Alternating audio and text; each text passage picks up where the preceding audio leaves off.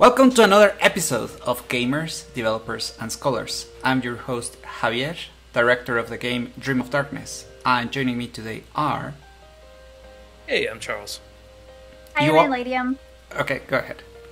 I was going to recommend you guys, maybe we can make use of the saying your name and introducing yourselves at the same time. Oh, okay. So yeah, I'm Charles. I am, I guess, representing the gamers. Hi. That's all the introduction I've got. Hi, I'm Ladyem. I'm a video game historian. I wrote a book that's back here somewhere, Hot Tubs and Pac-Man. And I also have been playing video games since I was a small kid, so I guess I'm kind of a hybrid of the gamers and the scholars. Perfect. Hi, I'm Dr. Poppy Wild, and I am another hybrid. So I'm a gamer, but also a scholar. My first book is currently under contract and frantically writing away in the background.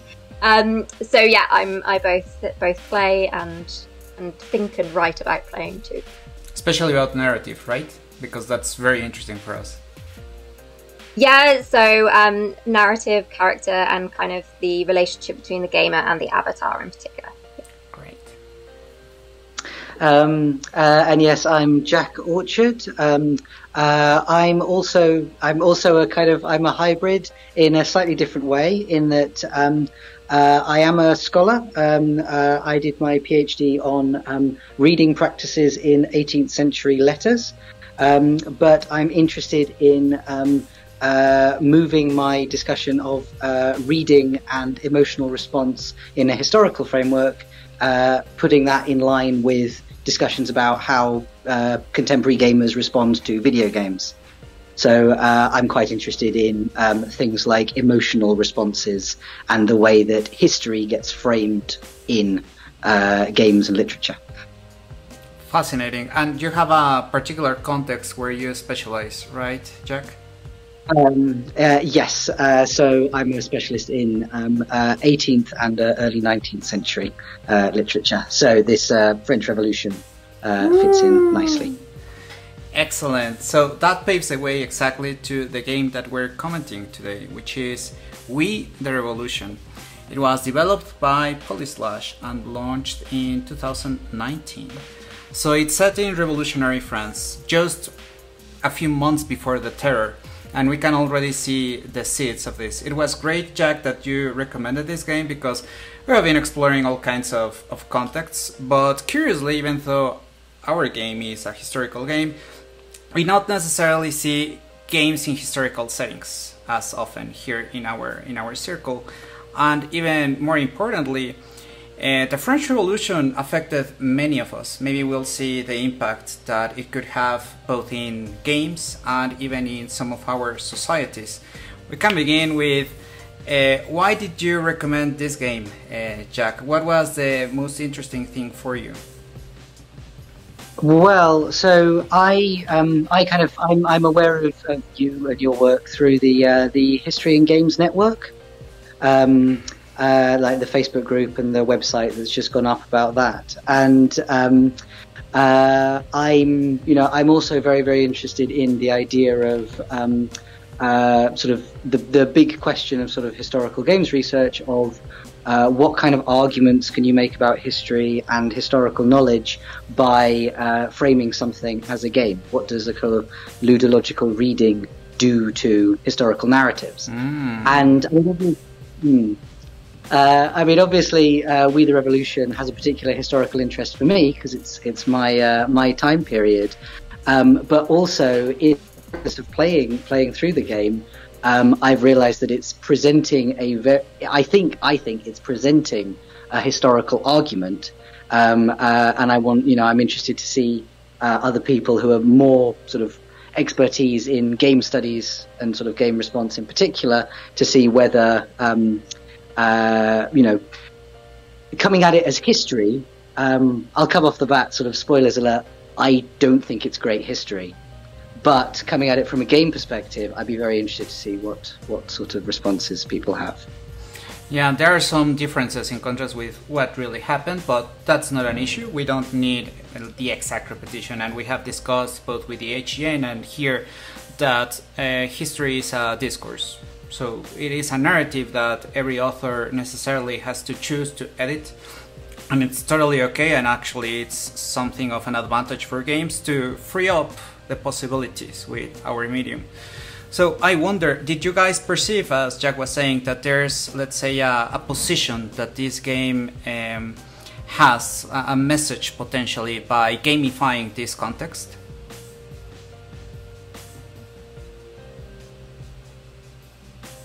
We begin with the big questions before coffee. Go ahead, Anne.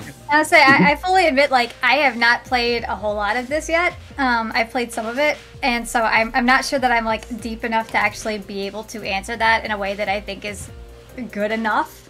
I do think that it does a lot of things that are very very interesting in terms of what it's doing with the history. You have this like sense of tension and foreboding that's going on throughout the entire like game that I've played so far, and I think that is a really, really cool aspect of it, is that it's making you feel a lot of that, like, oh, this is just a pile of wood with gasoline on it, we're just waiting for the match to go, like that. It really, really it brought that in quite well, but that's not quite an argument, and I can't say that I can really say with what I've played that I can say that there's an argument, just because I haven't put enough time into it. No worries, totally understandable. Yeah, one of the interesting things is that in a lot of games there's this kind of encouragement to find the right answer and to bring about justice, and I kind of like that in this game there's almost incentive not to at times, where you have the two factions and the reputation system and the idea of you can figure out what actually happened. You know, you can draw your own conclusions about the defendants, but at the same time, the trials are framed in such a way that you have to try and make as many people happy and as few people unhappy as possible. And so I think that it absolutely makes a statement about how justice works, because that's a very real world thing, where you see unpopular but potentially correct decisions being made, and you see people at other times, you know, giving into complete injustice in order to please a crowd. And so I do like playing with that, because it kind of subverts that traditional morality system in games. That's a great point. You know, I also like the fact that the bad options or evil options are still morally gray. You have a lot of problems in games like, I was talking about the Fallout 3 response to morality, where you have a good answer, you have a neutral answer, which is don't do anything, or you have the evil answer, which is usually laughably evil. It's not, oh, I'm going to, you know, try and profit off of this situation. It's, no, I'm going to enslave you and your kids, and I'm going to let in the super mutants to come and kill you. And those are your three options. And also kick a puppy. Right. And there's no real in between. And so I like whenever games are able to implement a morality system that isn't purely like two options. You know, in this case, you have several different factions. You want to please the revolutionaries, you want to please the people, you want to please your family, you want to please the jury. And I like that idea that it's more of a reputation system as opposed to a morality system, but it plays with your own morality. Like the anti-Ace Attorney. Yes. I was explaining the game to a friend of mine, and she said that just sounds like Ace Attorney, but horrible. It's the anti-Ace Attorney. You're not looking for the truth at all in some cases. No, actually, I was just going to say real quick, I think the obvious comparison that I would make is to Papers, Please, more so than Ace Attorney. Yes. First of all, because it's a paperwork simulator, which there aren't enough of those. But then you also have a lot of the same mechanics of, I want to make sure my family's taken care of, but do I help the state? Do I help this common person? You know, do I let in their lover so that they can live happily ever after? Or am I just some, you know, gate guard doing his job? And so I like that there are a lot of similarities between the two games.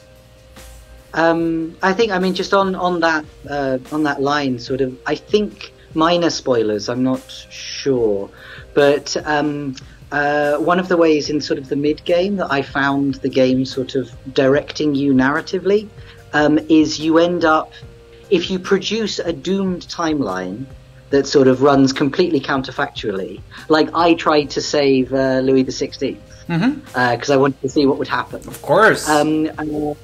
You end up with such low stakes in all of the different factions that you get presented the easiest case in the world, which is like a boy with mental health issues working as a groom, and his aristocratic master falls off his horse, and you're expected to execute the boy for failing to do his master's horse properly. It's the easiest case in the world, but if you've gone down the wrong historical line, you can't acquit that boy. So you as the player get forced into the most morally compromised position by the way the narrative has kind of has put you, which I think is a really interesting extension of that kind of the game's morality mapping itself onto you and forcing you to respond to it. As you said, Jack, there is a morality system that at some point doesn't give us that many options. First, taking a step back, it is good that we are having this possibility in a historical setting that did happen. This moment before the terror and then the full-blown terror of the French Revolution. So usually the criticism is that it was a very violent period. And like Charles was saying, we can see some of the factors that led to some of the decisions. The judges, we can experience it in our game, were not completely free to just make decisions based on justice, because there was this real pressure. The people could revolt at any moment. The revolutionaries are somewhat simplified, but there were pressures because the Girondins and the Jacobins each had their agenda. So in this way, the game allows us to understand a bit why there was a lot of violence happening in that period. However, if you're going to include that real context in contrast with Papers, Please, that is a original setting, very inspired by the East European context of Cold War, but it is an original country. In this case, since it's real France, when you see some of the real tragic cases like Louis XVI, what are you going to do with him? Lavoisier. So I believe that part of the strength of games is taking the different path. But if the game, like you were saying, Jack, punishes you for doing that, then I believe something is not being exploited to its full potential in our game. Then again, maybe it's just reinforcing that you think you as a judge have possibilities, but in fact no, you were so pressured by this historical setting that it was the only way to do it, to kill the king. I haven't played enough to know that if, in terms of balance, that is in fact the only possibility, because I did get killed eventually. I got the king to prison, and then I got Lavoisier to prison too, and I got killed by the mob. So I get that maybe it is very hard to save at least one of these characters in a counterfactual way. I hope that it is possible. Otherwise, I believe something would be missing of playing with this context. I do think that it's interesting that it also just plays into, like, there isn't necessarily a right answer. You know, the idea of you have to use your own sense of justice as opposed to the sense of justice that the game wants you to use. You know, like, when it comes to the trial of Louis, you have to weigh, you know, basically the issues with the monarchy versus the issues with the revolution, and you know, which is the correct answer to you as you're making that choice, because that I like when games do that. And one of the things that I hate is whenever a game makes you do something morally questionable and then berates you for it, because you're the one who brought this up. I wouldn't have done this. Maybe we would have done something different. I love the game Spec Ops: The Line, and I've brought it up numerous times. There's a very bad thing that you have to do in order to advance the story, and then the game tries to make you feel bad about it. And I'm like, you made me do this! I had no other choice. My choices were this, or to turn off the game and go home. But, you know, I like the fact that with this game, you see the consequences of your actions, but you are the one who has to ultimately live with the consequences, because that's a very real moral thing. You know, we don't have a little morality meter that goes up and down, and so I like that idea. Because I executed the king, and I had no problem with it. Now, there were other... Yeah, no, it was fine. But there were other decisions where it was much more morally questionable to me, and so I did something different. And so, you know, it's interesting hearing other people's reactions to being put into this situation. Actually, it would be an interesting question, because fortunately it happened somewhat early on in the game. What did you guys do with the king? So we already have 2 people who saved him, 1 who executed him, well, to prison at least. I executed him. And I roughed him up in prison as well. Yeah, same. What about you? So I think... Executed? Oh my god! These are the experts here. So I got to... I was on... I think I'm on day 16 of Act 1. Which was weird because I looked up a walkthrough to see how many days there were in Act 1 and it said 12 to 13. So I'm not sure if the walkthrough was wrong or if I've done something very strange.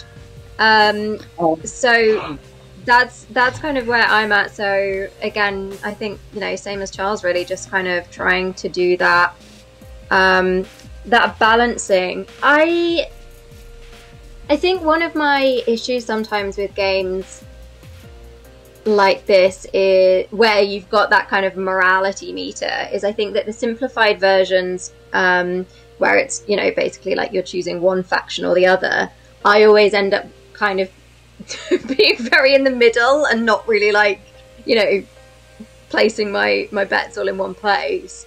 So I guess with this game, because it does have a more complicated mechanism of that, I think I appreciate that. I also think that it's weird how you're doing that with the family dynamic as well, and how your relationships with your family actually impact your relationships with like the people or the revolutionists or your reputation. So as Charles said, I was making a lot of like strategic decisions, not only in terms of court judgments, but also in terms of like how I was spending my evenings. Sure. And I didn't get the statue built in time, so I'd like failed because of this. Even though I was like, I don't even know how I would have managed to get that built in time. Did anyone get the statue built in time? The way you do.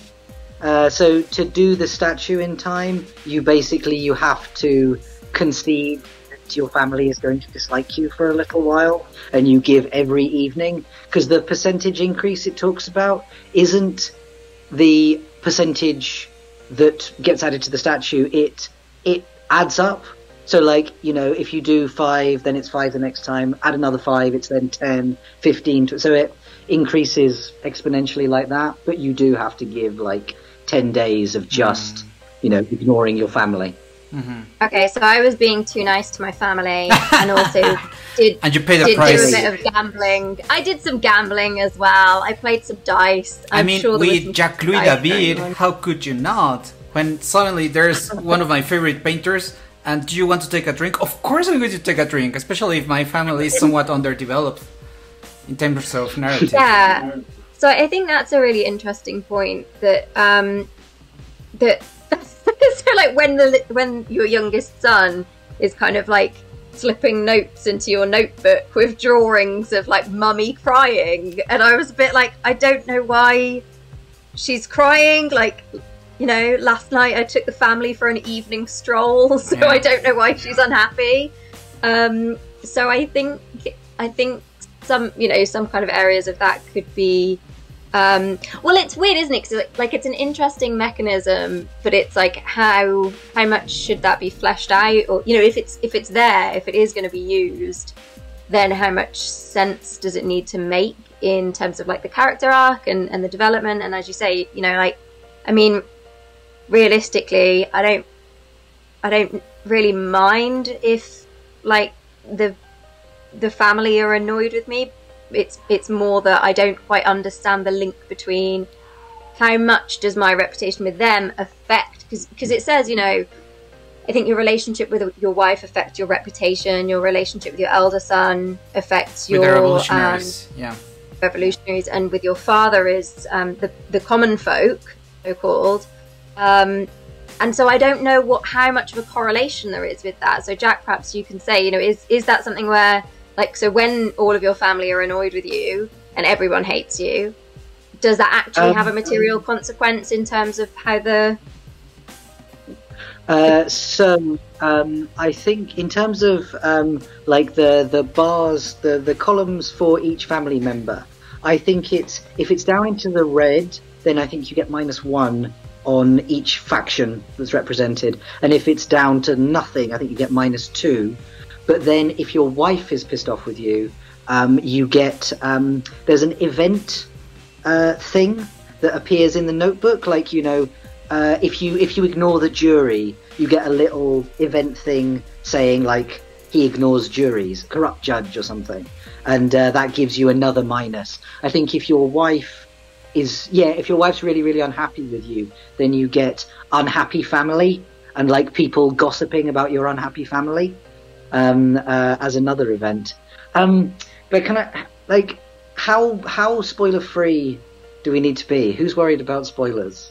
Oh, you can absolutely be free to discuss, because on one hand we are very busy, the experts here, so on the contrary, I appreciate the time that you guys put into our conversations. So if you want to discuss something, please use the time in order to fully develop any idea that you have. Okay, and like, so yes, I can like any doubt whatsoever say, and I won't, because I will.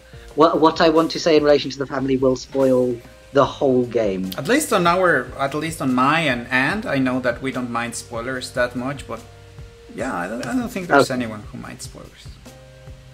Okay, so basically, in the final act of the game, your brother Bruno, the exiled son who went off and became a soldier, comes back to Paris at the head of an army of criminals and outlaws. Basically dedicates the final act to like smearing your reputation, ruining you with everybody, and attacking Paris with an army of criminals. Your wife stabs you. She is the final case in the court. And also like halfway through the game, your son gets hanged, the little boy. Okay, that's an intense, interesting spoiler. Yeah. So, is there anything that you can do to avoid these things? Can you avoid your son getting hung, your wife stabbing you? No. This is all absolutely fixed in the plot. And this also, I mean, this is why I think what I think the game is arguing for as a historical reading is the irresistible cyclicity of violence, of like revenge and sort of cruelty and corruption. Like, I think this is why the game's aesthetic looks like Russian revolutionary propaganda. This is why sort of ultimately the game completely veers off into total fantasy. Like, basically what happens after the fall of Robespierre in reality is you get Robespierre falls in the game, by the way, at the end of the I was expecting that. I want to see that eventually. It's amazing. Like the characterization of Robespierre in this game is, I love it. But basically what happened after he fell in the historical narrative is you then had the Thermidorian reaction, which is when the more conservative side of the revolution sort of came back into power, bringing with them Napoleon. And then you get the rise of Napoleon's sort of imperial ambitions. What you get in this game is your brother invading Paris completely out of nowhere, like no historical precedent whatsoever, and then Paris gets rescued by Napoleon. And you just Napoleon just sort of appears as a very sort of tangential figure. He doesn't have any lines or anything. And it's just basically like the whole revolutionary narrative gets completely subsumed into sort of the archetypal sort of brother on brother violence. And the very end of the game, you play a game of dice with your brother, who then shoots you in the head. And that's violence all over. Of course, yeah. You know, it's interesting because so I'm not very good at history. Let's put it that way. So it's interesting to me coming at this game from a non-historical perspective, and you know, just kind of playing it as a game and thinking about how it works in terms of character and kind of any idea of empathy with the character. Because as I said before, like actually, you know, when I'm like trying to keep everyone happy and all of that, I'm like, I don't have any personal investment in keeping the wife happy, the son happy, the dad happy. Like, yeah, I don't like, I'm aware that I'm supposed to kind of keep them all in the mid, but it doesn't like seemingly make much change for me. I guess like if you're losing points, then it's making the game harder for you. But equally, I didn't seem to, when I had like the bars were like full of blue and they were super happy with me, I wasn't like, I didn't seem to be breezing through with extra ease or anything. And so, you know, with you saying now about like his son gets hung and his wife stabs him, and like by him I mean you, the judge, like I don't feel much investment in that character, like in the character of the judge. Like, I mean, I'm not saying that I want his son to die, but again, like if my only kind of relation with the son is through the pictures that he draws and puts in the notebook when he's like super happy with you, then there's that. So I think I think it's good as a strategy game in terms of conveying the difficulties of strategizing, the difficulties of judging, as you say, you know, as kind of Charles pointed out, it's got that whole thing where you're like trying to keep everyone happy and sort of realizing that it's a complex thing, and you're also trying not to get killed yourself.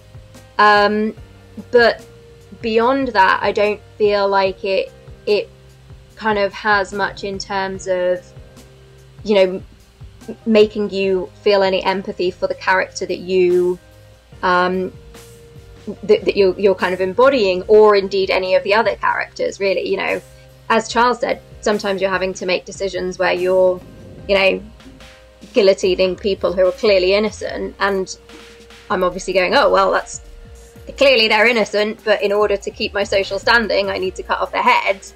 But it didn't really make me feel bad about that. Do you know what I mean? I think it's I just think it's not that kind of a game. It's sorry. No, totally.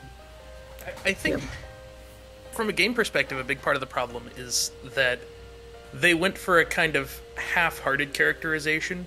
Like, a game like this would benefit either from being more of a role-playing game where the judge is just an avatar for you, you know, and so your whole the central mechanic is the actual trials.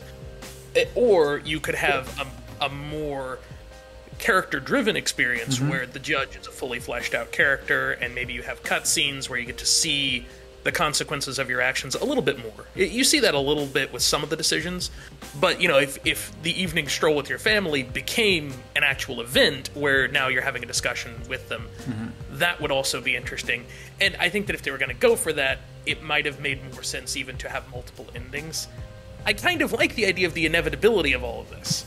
That is an interesting concept, that no matter what you do, everything turns out the same, and it's all very... It is kind of distinctly French in that way, but I don't know.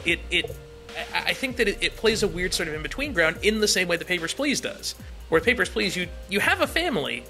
Nobody remembers the family. You don't ever see your family. Your family is a menu at the end of the day. That did they get fed or did they not?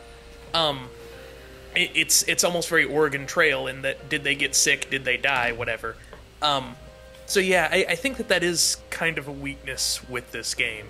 I do think more games need to have Napoleon randomly show up as a Deus Ex Machina. Please. Like, I would love for, like, you know, Nathan Drake to be hanging off of a platform and the boss is about to kill him and then Napoleon shows up and shoots the boss. That would be fantastic. I'm into that. More of that. You're triggering our Brits. Be careful, be careful. 7 coalitions. So remember this for Dream of Darkness, Javier.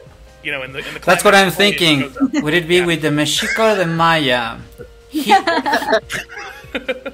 will be in the lookout. But yeah, no, I think that is a very difficult thing to try and manage. Is how much do you want this character to be a character, and how much of it do you want it to be an author sort of or a player avatar? Interestingly, it's kind of, I've talked about this before, where it's kind of the difference between Western RPGs and JRPGs. Western RPGs are about creating a character and projecting yourself onto them, very much in the tradition of tabletop role-playing games. Whereas a lot of Japanese RPGs are more about, here is your avatar, you may have some choices, but it's not about crafting your own adventure. You're still going through this narrative experience, and maybe there are choices, maybe there are multiple endings, but at the end of the day, you're playing as a definitive character. And both work, and both have their roots in tabletop gaming. But what's weird is whenever they blend the two together to where you have limited choice, where you don't have many options as far as who you are. And so I think that even though this isn't an RPG, I think that you can learn a lot from the systems that are in place in RPGs. You wanted to mention something, Jack? Yes. So Poppy. I think. So another game that I've had a look at. I haven't played a huge amount of. I've only played sort of 30-minute demo. But there's another game out right now treating the same material, which is called Ambition: A Minuet in Power, which is another French Revolution game, but it's a dating sim. Dating sim in revolutionary France? You already have my vote. Please. Yes, here's what we're doing next time. Yes. Yeah. So basically, that you come in as the wife of a on the outs aristocrat, and you basically have to kind of negotiate your way into elite circles whilst also surviving the revolution. Fashion is a big part of that game. Like, there's loads of historical research on the actual dresses worn in 18th-century France. It's really, really cool.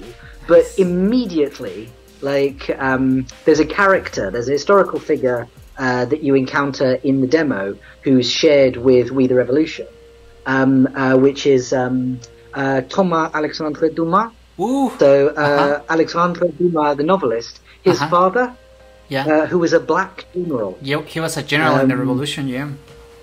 Yeah.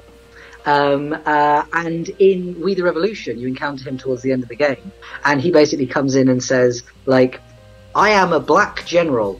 If you side with me, you will get some political cred points. That's basically it. He has no character. He just sort of wanders in, and then you're like, okay, I'll team up with you. Give me an option. In Ambition: A Minuet in Power, he's one of the first characters you meet, and you get this whole sort of discussion about his transition from the army coming into the city of Paris, the lack of officers would be interesting.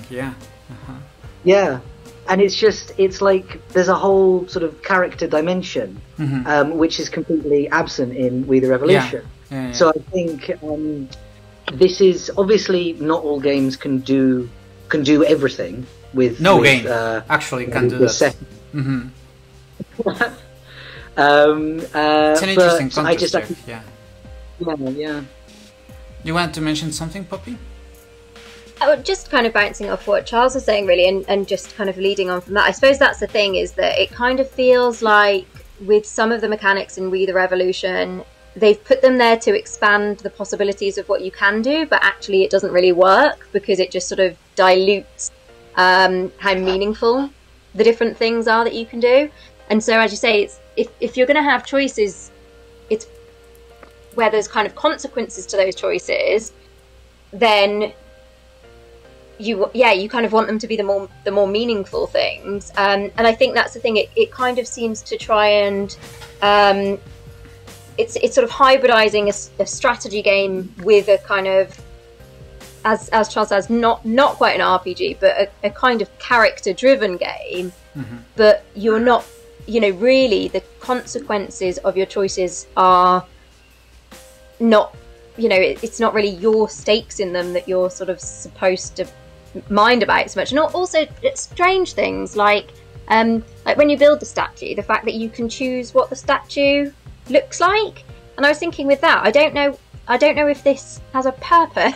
It's like is it like, if I choose the wrong statue, everyone's going to be really angry because it turns out that I've built a statue to Trump accidentally in but I don't think the world's any different. I think that was just a pick what you want your statue to look like. But it's kind of odd then, where you've got this disjuncture between some of your choices are meaningful, some of them aren't. Yeah. And so ones that are not there, you can't just have non-meaningful choices in the place of actual, character development and those kinds of things. So I think the strategy part works. I mean, I don't. It works for pointing out to me that I'm not very good at strategy. No. I believe there's a lack of feedback. That is, to know before you make your choice, more or less, what impact it can have in game. Many of the choices that are presented, many of the resources. Every game, as we have discussed, involves opportunity costs. So this is a systems-driven game. That's totally okay. Perhaps in contrast with a story-driven game. But if you're going to really push on that side, as Charles was saying, then you have to make something not in between, not with faces for your characters that may create the expectation of, oh, maybe I will care for this character, maybe there's a story here, and then not appearing. And on the other hand, so many resources, well, you expect that you should be able to see what happens when you get a +1, a -1. With Pokemon, for example, there is great feedback because constantly there are stats, but you can always see fire, you can see something visual that makes very clear, super effective, not effective. You can always more or less get to understand what's the impact of the decisions that you can take. In this case, feedback would be something interesting to do better, but I would choose to either go for more of a systems driven and maybe remove some of the characters. I would remove the family entirely, and I believe it would still be an interesting card game. Or I would devote more into the story and potentially remove some of the resources, some of the meters that appear. From the very beginning, the game tells you these are all the resources, so that can tell us as players, as developers, that maybe they really wanted to create something systems driven. They did not present a lot of the context or the characters. Sadly, sometimes you end up with this in between because you believe that by adding more aesthetic elements that you might find a wider audience. But fortunately now there's even an audience that is very focused on systems. You will see even games on Steam that are completely about building bots, which are the opposite of, let's say, accessibility, and they sell super well. So, well, this is the case of this game, that it's something in between, and we're experiencing that a few things apparently were missing. So the thing that I think is really missing is the thing that games cannot be missing, and that is the question of to what end. Why are we doing what we're doing? Because it's perfectly fine if the answer is to have fun. You know, Minecraft, there is no why. Like, you technically have an ending to the game, but the why is the why that you make. But in this game, if at the end of the day, the outcome is basically predetermined, then why did we bother? What was the point of even playing if at the end of the day, we're gonna die anyway, we're gonna lose our family, everything is going to completely collapse? And I don't think every game has to have a happy ending, and I don't think that every game has to have multiple endings or anything like that. But this game feels like one where you're making choices for no real reason other than to kind of experience that history, which isn't even necessarily historically accurate. Like, this is you need that end point of why are we doing whatever, because it really, like, if you look at most games, there's at least an overarching goal. In Resident Evil, the goal is to escape Raccoon City. You're never going to do anything else, you know, and so everything you're doing is assisting you in leaving Raccoon City. With We the Revolution, you're not going to prevent the French Revolution, because the revolution's basically already happening. You're not going to prevent, you know, the ending where Paris essentially is attacked, and then you know, Napoleon shows up. And so I think that is the single most important part of a game, is why is the player doing what they're doing? Go ahead, Jack. So I think this you've hit to absolutely the core of what I think is the issue with the game, from a historical perspective as well as from a gaming perspective. Which is, so basically just the other thing that happens in the finale is you encounter the puppeteer, who's this kind of mysterious, like, supernatural entity. Yeah, that was my reaction too. That was like, not he necessary. basically, come on. You have this like cryptic postmodern philosophical dialogue where he's like, "Why did you do what you did?" And it's like, "Because I had to." It's like, "Yes, you did."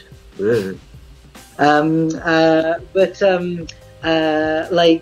that's, you know, that's the game trying to sort of get itself off the hook for the "why are you doing all this?" It's because we're telling you something about inevitability and blah blah blah blah. But then the other thing is, in terms of motivations, what's missing from the whole game. Like, I like the sort of the backgrounds for the different cases. I think there is some interestingly observed historical details there, like disaffected soldiers coming back to Paris during the Revolutionary War and sort of causing problems. There's some interesting stuff there. But what's missing from everything is the actual ideologies behind anything. That would have been fascinating, yeah. Like, you know, the sort of the difference between, you know, you get the Jacobins and the Girondins identified as competing factions, but no sense of what the actual political ideologies behind either of them were. Mm-hmm. The idea of the common folk as a disembodied blob completely sort of ignores all of the different sort of strains of, like, anti-Catholic resistance, pro-Catholic resistance, like, you know, the stuff about disagreements with the merchants that were not necessarily political, like, you know, gender. As someone who doesn't know a lot about history or a lot about this kind of era in particular, I was, like, grasping at, you know, I mean, I didn't even do a history GCSE, grasping at the edges of my knowledge, trying to remember. And, you know, I could have Googled these things and kind of read about it, but, like, say, if that's part of what I should be getting from the game, I shouldn't have to Google it, right? I should. So I was kind of like, oh well, I'll just kind of go along with it, and more will become clear. And that's a great way to play, Poppy. I believe that is a but I don't. Oh, you muted yourself. Sorry. Yeah, but I don't think more has become clear. So I think that's the thing. It's a bit like I'm also in that point of kind of being like, I'm not even entirely sure who is supposed to be the bad guys here. Like, because there's obviously ambiguity there, but also I think that's quite interesting when you're, again, in terms of how you're using the game mechanic. So, for example, when questioning someone in court, I was very aware a few times that, like, I hadn't followed the jury's, you know, decision for a while. So in order to be able to please who I wanted to please and also please the jury, I was only asking specific questions of the jury. I wasn't asking all of the questions. I was asking specific questions of the jury to get the jury to the outcome that matched who I wanted to please, and that also allowed me to fill in the report card as best as possible.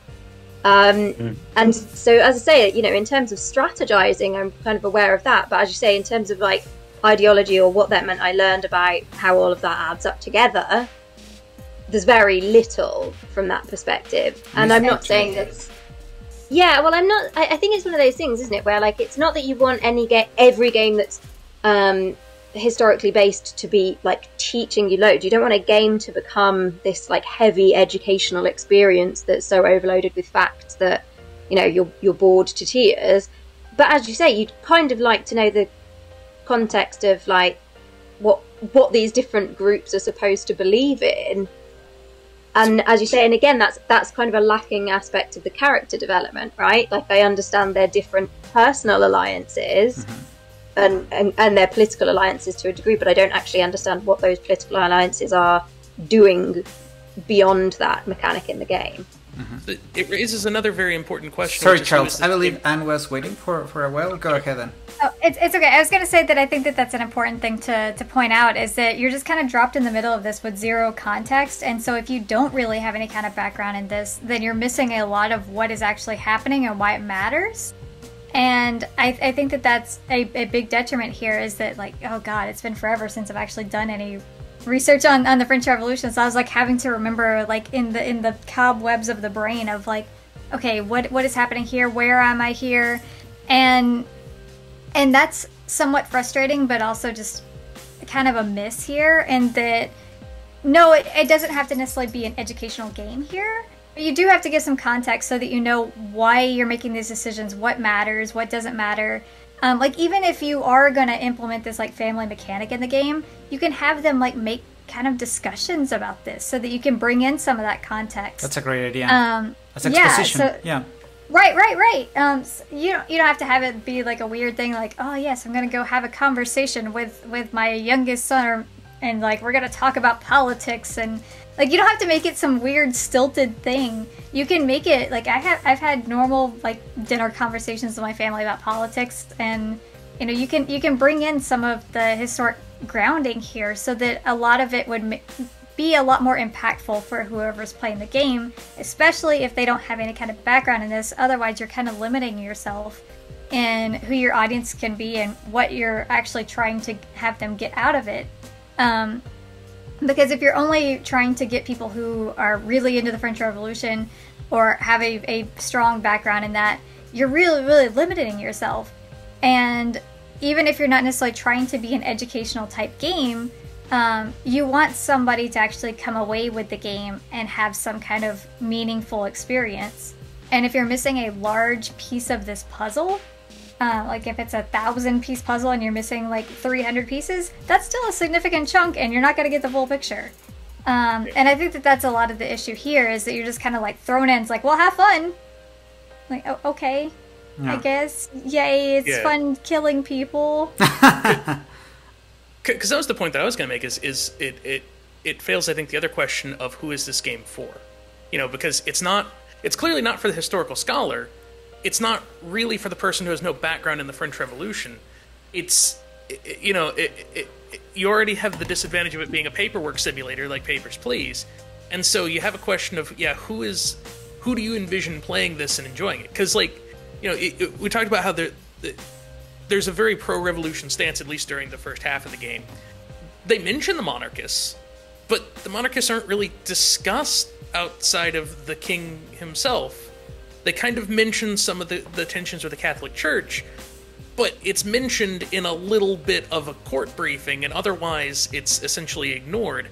And that was why I was surprised when Javier tried to acquit the king, because I was like, no, the entire game is setting up the idea that the king is bad.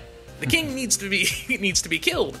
And, the monarchists don't really get much of a showing.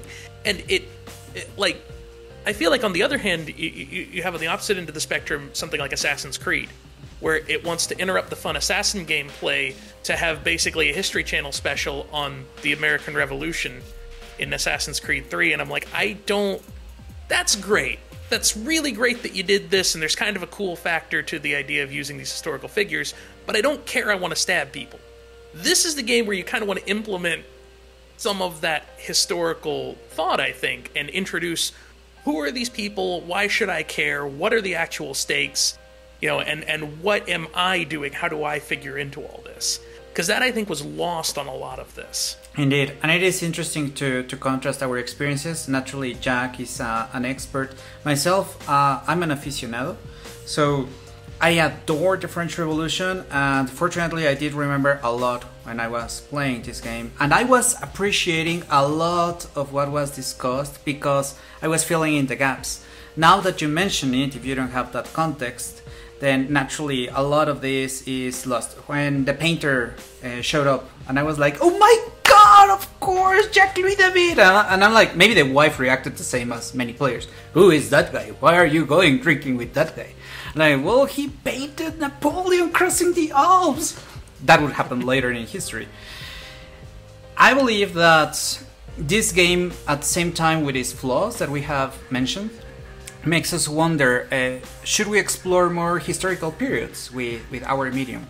So while we may have an opinion, fortunately I was looking into Steam on the reviews, and the answer at least seems to be in their audience that they're liking this exploration of this context, even with its flaws. Very quickly, when games are released, there's this critical week when if you get positive reviews, it matters so much. If you don't get enough reviews in that very first week, you're practically dead. It is very hard for your game to be rediscovered later on. So this game, it has 1,000 reviews, and it's been a year more or less since it was released, so it's not a massive success, we could say. However, it's mostly positive reviews, and they're asking for more. People in the reviews are saying, please, I want more nuance, I want, like many comments that we have shared here as well.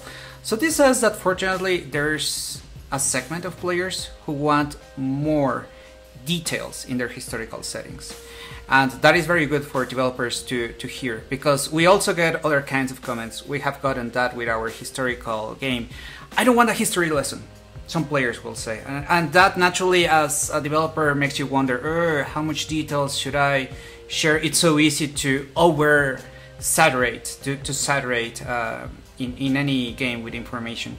So this game maybe was too cautious about the context. It is good that we are demanding more of it. You, Jack, wanted to mention something more? Yes, I just had, it ties into both the paperwork and the question about the sort of historicity of the game, which is that, basically one of the last people to get revealed on the hierarchy tree is Germaine de Stael. Madame de Stael, like a great character. Yeah, novelist, propagandist, really, really interesting kind of woman very of letters. Witty, hated Napoleon. She's a very interesting character. And Napoleon still had her at court, just verbally harassing each other. But that's an advancement of the French Revolution. There was debate constantly. Go ahead. So I was really excited to see her come up because she's a really interesting character. But the context in which she comes up is right in the middle of your brother's invasion of Paris in the third act. The game suddenly decides, okay, oh yeah, there was a bunch of stuff about women's rights that went on during the French Revolution. Let's do that now. So we suddenly get the Declaration on the Rights of Women, which is the preface of which is reproduced in the game as a series of papers that you pick up during one of the trials that gets attributed to Germaine de Stael. She didn't write it. It was written by a completely different woman called Olympe de Gouges. It was written in the early phase of the revolution. It's now been translated into like sort of 1795-6 probably period. So we've had, the time has been sort of misaligned. The authorship has been changed from a working class woman to a court aristocrat. And it's been basically presented as Paris is under threat. Do you stop defending the city so you can go and read this document about women's rights and respond to it? I think this is the case where sort of the mind boggles about what exactly they were trying to do. Yeah, what a weird dichotomy.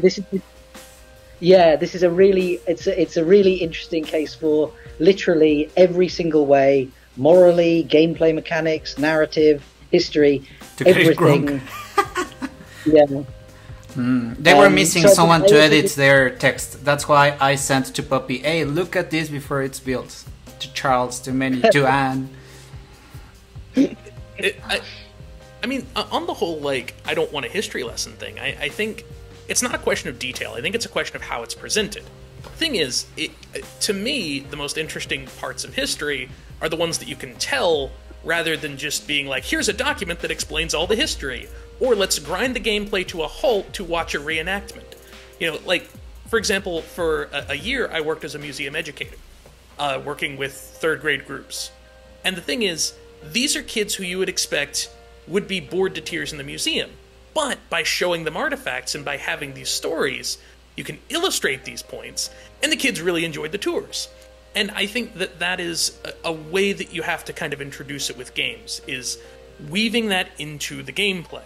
You know, it goes back to the old narrative idea of show, don't tell. One of the things I absolutely hate in games nowadays is we're narrative focused, which means you have a bunch of random documents and audio logs that you can peruse at your leisure. Here's a library for you to read. By the way, this is going to be completely disconnected from the gameplay. You might get a little hint of it.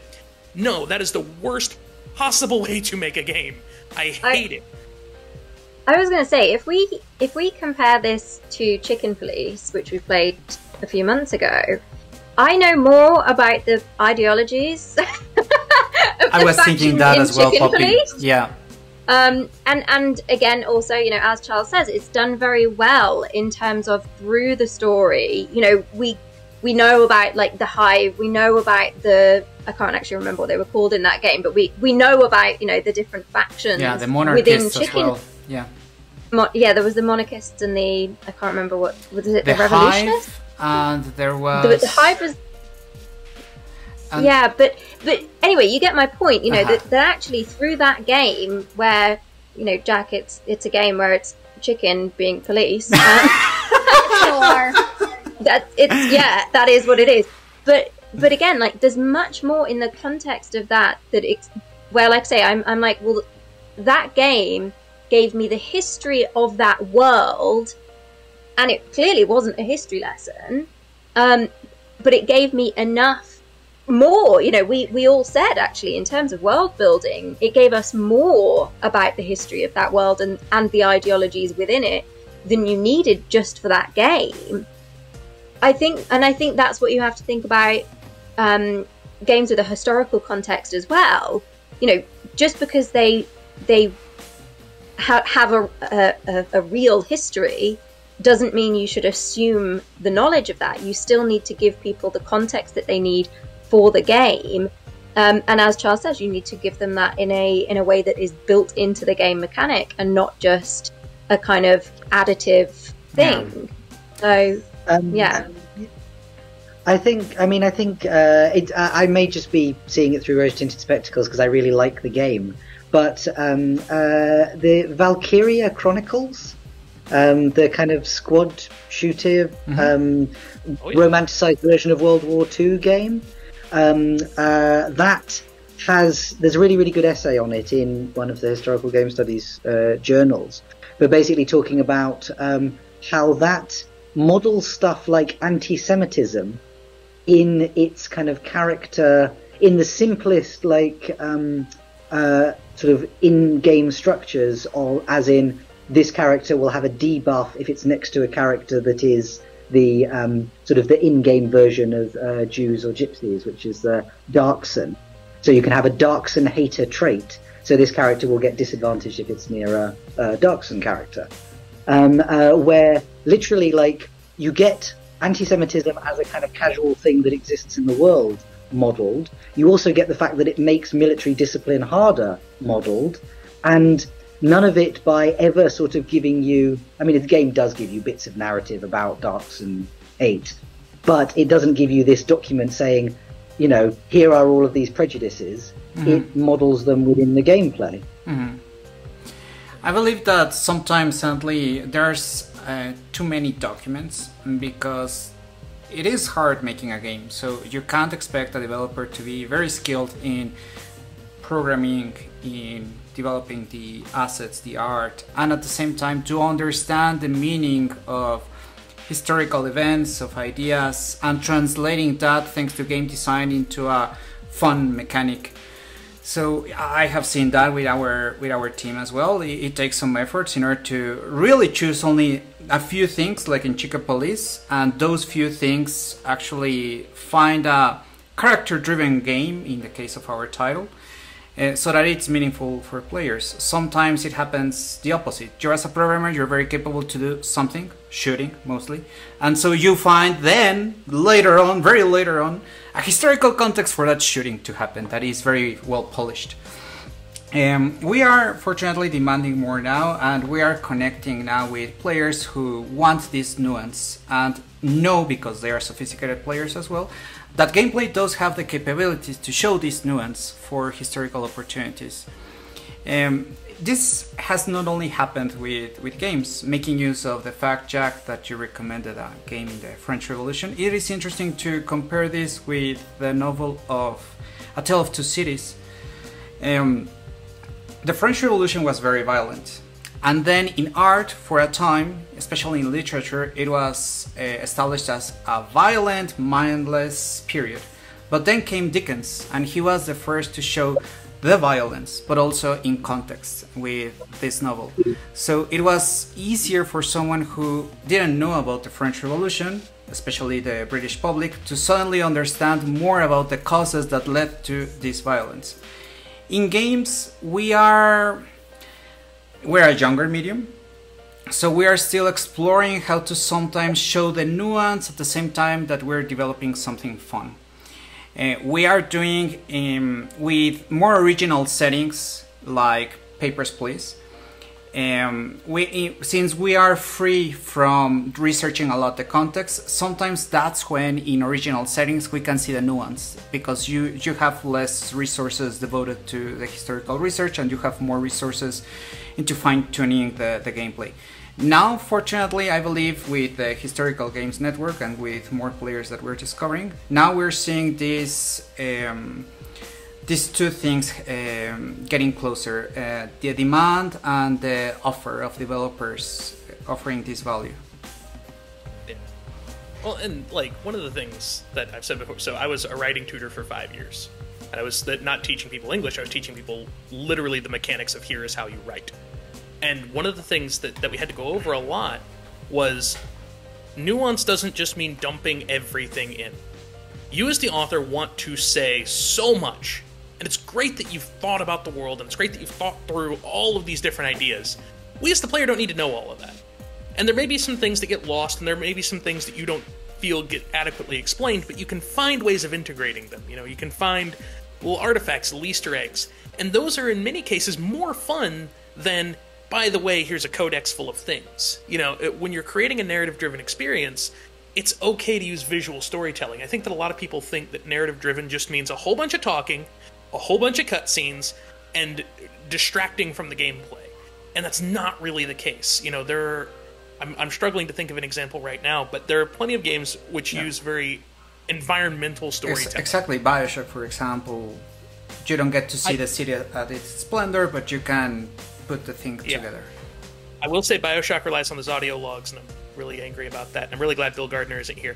But my point, though, is, it's... The thing is, some things don't need to be explained. It's one of the things I really enjoyed Rogue One and Solo, a Star Wars story. But Rogue One is a 2-hour movie explaining how the exhaust port on the Death Star isn't actually a plot hole.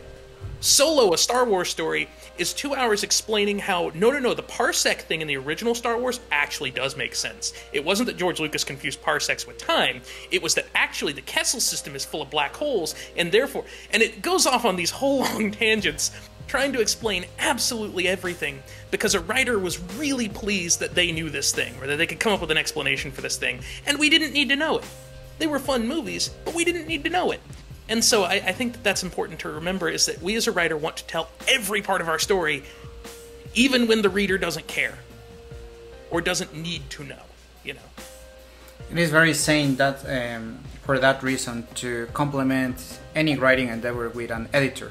there are some writers who fortunately are very disciplined and edit at the same time that they are writing, but you just want to tell your story, as you said, Charles, and you want to really share a lot of details. In this case, in our game, a lot of details like Madame de Stael that maybe the developers appreciate, and yeah, she was an interesting character, but in our game, and that's the most important thing, in the game it has to be valuable, and apparently it wasn't in this case, how she was presented. Oh, by the way, women existed. No, I don't believe it. So we have reached... Before 1935. So we have reached our 1 hour mark, and with the scarcity of time, it is good to grab things in this time mark, but I appreciate a lot, Jack, that you recommended this game and the feedback that we got. I believe that many of us appreciated the new context, but we were demanding more as sophisticated players, and that's great. That's a way to build better games. So we'll be seeing each other on Discord. I believe this is the final conversation in this year, but do recommend at least, Jack, which was that dating simulator in the French Revolution, because that sounds like holiday break to me. So yeah, that's called Ambition: A Minuet in Power. Yeah, drop the link on the chat. It'll be interesting. So great to see you all, and we'll see each other, but have a great holiday. We have our Posada coming, by the way, in December 20. We're going to break a piñata. This guy over here, maybe another one. And we'll... I was wondering what he was doing. I'm glad you've explained. Yeah, so last year we hooked up, it was called a Piñata FPS, so we have a smartphone and you guys control us, so we hit the piñata for you based on what you say, because we naturally cover our eyes. So we'll do that again on December the 20th. Perfect. Will be fun. Let's hope that we do share the details that you want to see, the nuances. Take care, everyone. Bye bye.